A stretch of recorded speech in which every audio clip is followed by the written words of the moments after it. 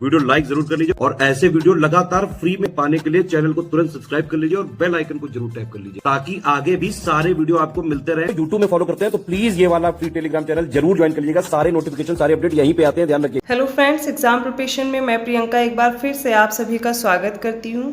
और modern history में हम लोग पढ़ रहे थे एडवेंट ऑफ यूरोपियन कंपनीज, अर्थात भारत में यूरोपीय कंपनियों का आगमन पढ़ रहे थे। आज भी उसी चैप्टर को कंटिन्यू करेंगे और इसको कंप्लीट करने के बाद हम लोग नेक्स्ट चैप्टर की ओर बढ़ेंगे। अगर आप न्यू हैं इस चैनल पर तो डेली दोपहर 1 बजे क्लास आती है जिसमें आप मेरे साथ जीएस कवर कर सकते हैं। और हम लोग जीएस को सेक्शन वाइज देख रहे हैं इस बार, जिसमें ज्योग्राफी कंप्लीट हो चुकी है, इंडियन ज्योग्राफी, और अब हिस्ट्री मैंने स्टार्ट कर दी है।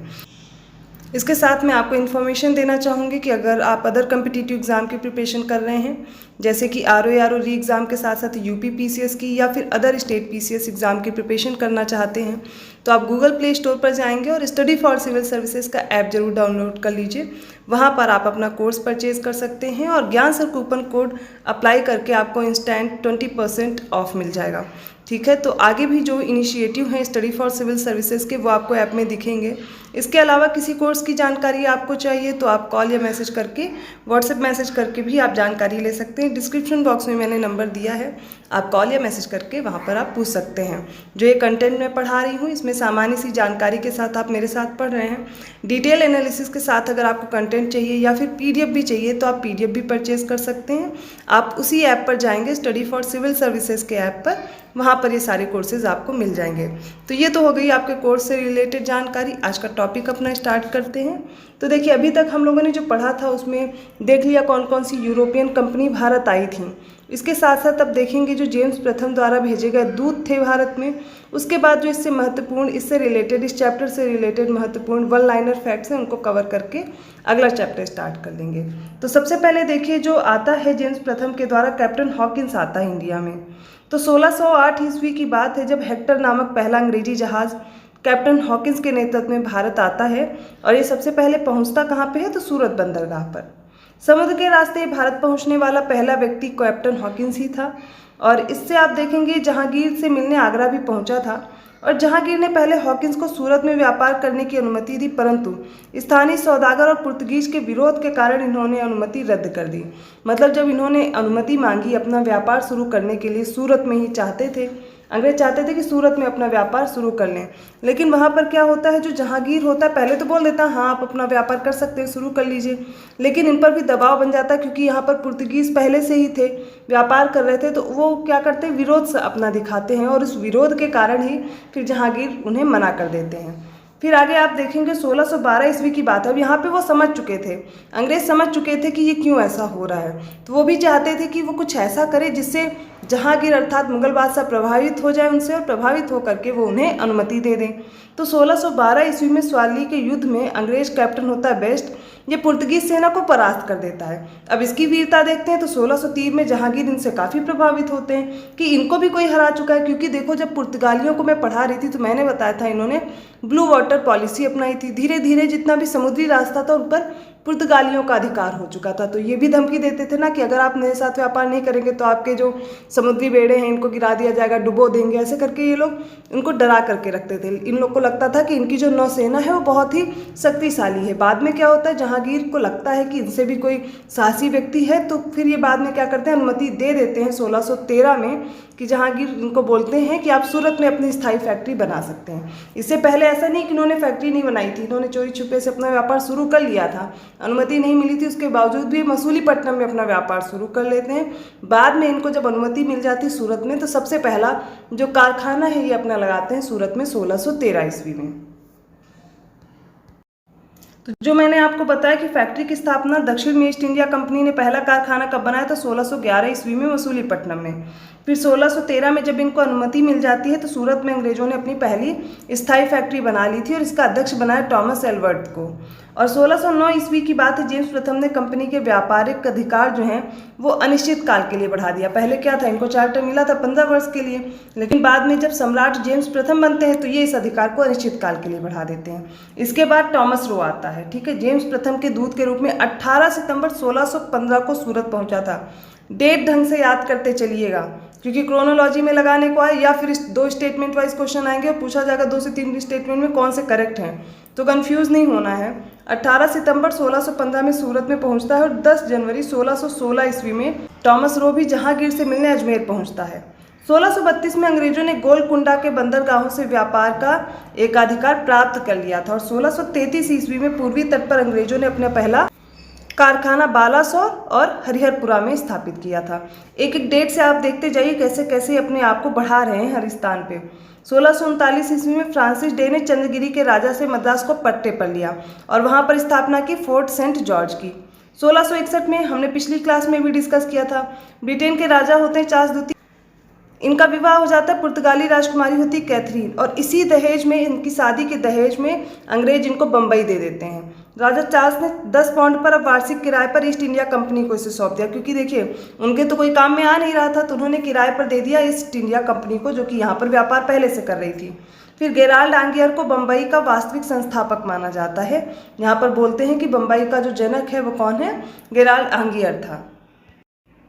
दक्षिण में ये तो अपने आप को बहुत अच्छे से विस्तारित कर चुके थे, लेकिन बंगाल में भी हमें देखना है ब्रिटिश फैक्ट्रियों की स्थापना कैसे कैसे हुई। तो बंगाल में सूबेदार था शाह सूजा। इसने 1651 ईस्वी में एक फरमान दे दिया कि बंगाल में अगर आप 3000 रुपये वार्षिक कर देते हैं तो इसके बदले में आप कर मुक्त व्यापार कर लेंगे पूरे बंगाल वाले क्षेत्र में। तो ये व्यापार का विशेषाधिकार अंग्रेजों को दे दिया गया 3000 रुपये में। फिर 1681 ईस्वी में ब्रिजमैन के नेतृत्व में बंगाल के हुगली नामक स्थान पर अंग्रेजी कारखाने की, जो पहला अंग्रेजी कारखाना होता है बंगाल में, उसकी स्थापना हो जाती है।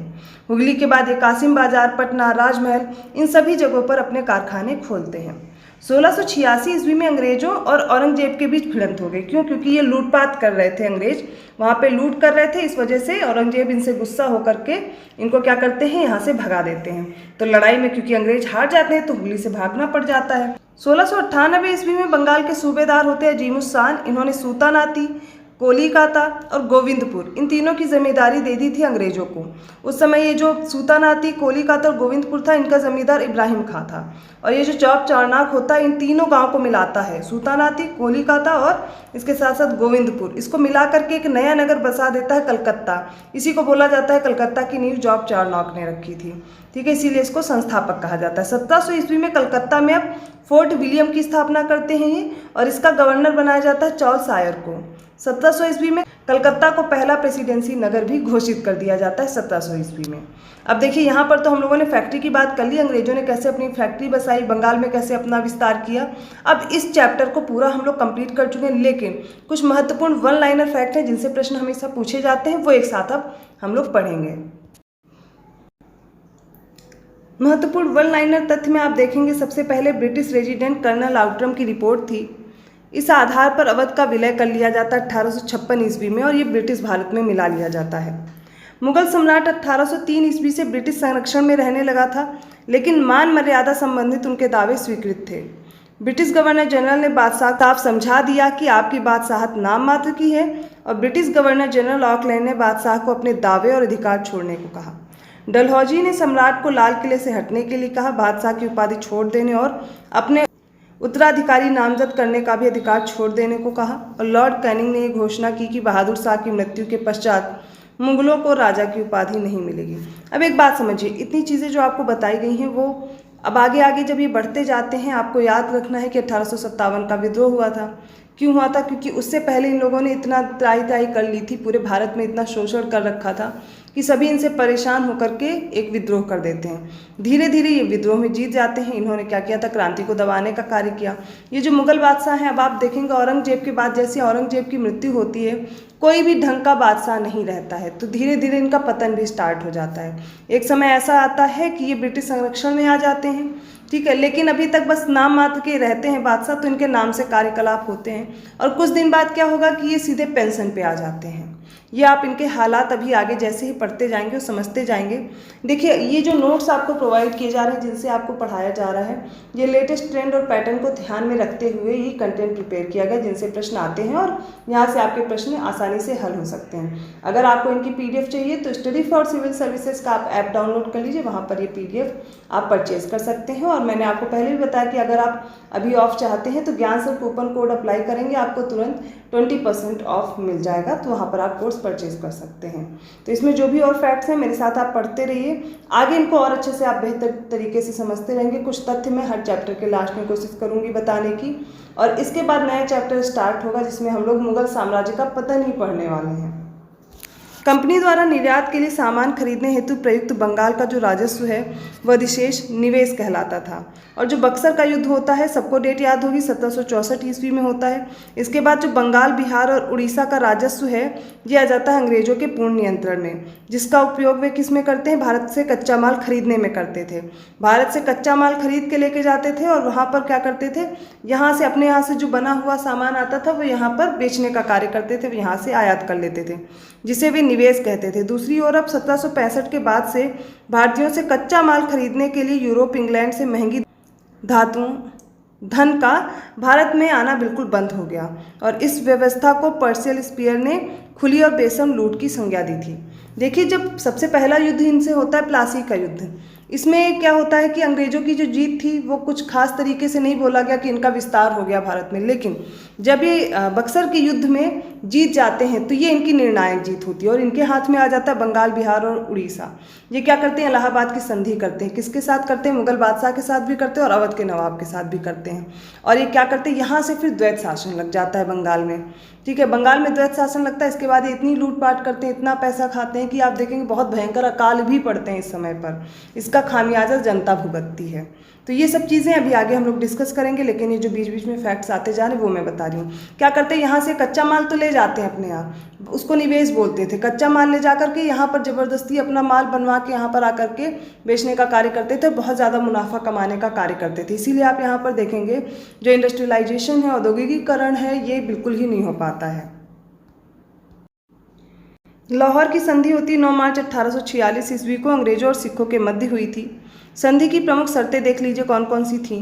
पहला था, महाराजा ने सतलज के पार अपने समस्त प्रदेश सदैव के लिए छोड़ दिए थे। दूसरा था, महाराजा ने सतलज और व्यास नदियों के बीच सभी दुर्गों पर से अपना अधिकार पूर्णतः छोड़ दिया था। सिखों को 1.5 करोड़ रुपए युद्ध की क्षतिपूर्ति के रूप में देने भी पड़े थे। अब बात करते हैं बंगाल की। मुर्शीद कुली खां जहाँ पर था 1717 से 1727 ईस्वी तक, इसी ने बंगाल राज्य की स्थापना की थी 18वीं शताब्दी में। आगे चल करके नवाब बनता है अलीवर्दी खां 1740 में, और ये 56 तक रहता है। इसने कई शक्तियों को पराजित किया, बंगाल में अपनी सत्ता स्थापित की, और यही अलीवर्दी खां है जिसने कहा था यदि अंग्रेजों को बंगाल की भूमि से बाहर किया तो समुद्र में आग लग जाएगी। आगे चलकर अलीवर्दी खां की भविष्यवाणी सही साबित हुई जब अंग्रेजों ने बंगाल को अपने अधीन कर लिया था। 1602 में डच ईस्ट इंडिया कंपनी, ये है वेरिंग दे ओस्ट इंडिसे कंपनी, इसकी स्थापना होती है और इसे हॉलैंड की संसद ने 21 वर्षों तक भारत और पूर्व देशों के साथ व्यापार करने के लिए अधिकार भी दिया था। इसमें युद्ध, संधि, किले बनाना, भारतीय प्रदेशों को जीतना, ये सभी अधिकार भी उसने दे रखे थे। भारत में डचों ने आंध्र प्रदेश के मसूलीपट्टनम में 1605 ईस्वी में प्रथम अपना कारखाना स्थापित किया था, और 1510 में देखिए जो अल्बुकर्क है, ये पुर्तगाली गवर्नर होता है, गोवा पर कब्जा कर लेता है, जो बीजापुर के सुल्तान का प्रमुख पत्तन था, और अलेक्जेंडर के बाद पहला भारतीय क्षेत्र था जो यूरोपियों के अधीन में आया था। मलक्का और हरमश पर आप देखेंगे 1511 ईस्वी में पुर्तगाली प्रभुत्व कायम हो चुका था, और लाल सागर के मुहाने पर स्थित सकोत्रा द्वीप जो था, सुमात्रा के अचिन दुर्ग आदि, ये सब नए किले ये स्थापित कर चुके थे। पुर्तगाली समुद्र के रास्ते होने वाले व्यापार को नियंत्रित करने लगे थे, उस पर कर लगाने लगे थे, और इनका एक जो कार्ड्स आर्मेडा काफिला था, इस व्यवस्था को शुरू करके एशियाई व्यापार पर एक गहरा प्रभाव डाल रहे थे। उनका मुख्य साधन था परमिट, जिसके पीछे आर्मेडा का बल होता था। कोई भी जहाज होता था, भारतीय हो, अरबी जहाज हो, पुर्तगाली अधिकारियों से पहले कार्ड्स लेता था, इसके बिना ये अरब सागर में नहीं जा सकता था। अगर उनके पास परमिट होता था तो जाने को मिलता था, अगर परमिट नहीं होता था तो वहीं डुबा देते थे। कहते थे कि फिर हमारी जिम्मेदारी नहीं है। अकबर का पुर्तगालियों से प्रथम परिचय गुजरात के कैम्बे में हुआ था, अर्थात खंबात की खाड़ी में हुआ था। कार्ड्स एशियाई देशों में सामूहिक क्रियाकलापों के लिए पुर्तगालियों द्वारा यूरोपीय व्यापारियों को अनुमति प्रदान करने वाला एक तरह का दस्तावेज था। अब हम लोग अंग्रेज और सिंधिया के बीच का जो संबंध है उसके बारे में डिस्कस करेंगे। ये जोधपुर के महाराजा का अविवेकपूर्ण निर्णय था कि इसने 15 दिन पूर्व बार बार की पराजयों से परेशान दौलत राव सिंधिया ने अंग्रेजों के साथ मैत्री संधि कर ली थी, और 30 दिसंबर 1803 को सुरजी अर्जन गांव में ये संधि हुई थी। और इस संधि में आप देखेंगे सिंधिया ने अंग्रेजों की संधि में बंधे राजाओं पर आक्रमण न करने के अतिरिक्त उनसे खिराज भी वसूल न करने का वचन दे दिया था, और इस स्थिति में सिंधिया के कब्जे में सांभर और अजमेर प्रदेश अंग्रेजों के पास चले गए। सारे कर्नाटक युद्ध में आपको पढ़ा चुकी हूँ, एक बार फिर से रिवाइज कर लीजिए। तो प्रथम कर्नाटक युद्ध का जो कारण था वो ऑस्ट्रिया के उत्तराधिकार का युद्ध था, जो कि यूरोप में शुरू हो गया था 1746 ईस्वी में। उत्तराधिकार के इस संघर्ष में पौंडीचेरी के जो गवर्नर थे डुप्ले, इनके नेतृत्व में फ्रांसीसियों की जीत हो गई थी और अपने दावेदार को ये गद्दी पर बैठाने में सफल भी रहे थे, जिससे उन्हें उत्तरी सरकार का क्षेत्र मिल गया था। जो प्रथम कर्नाटक युद्ध है ये चला 1746 से 1748।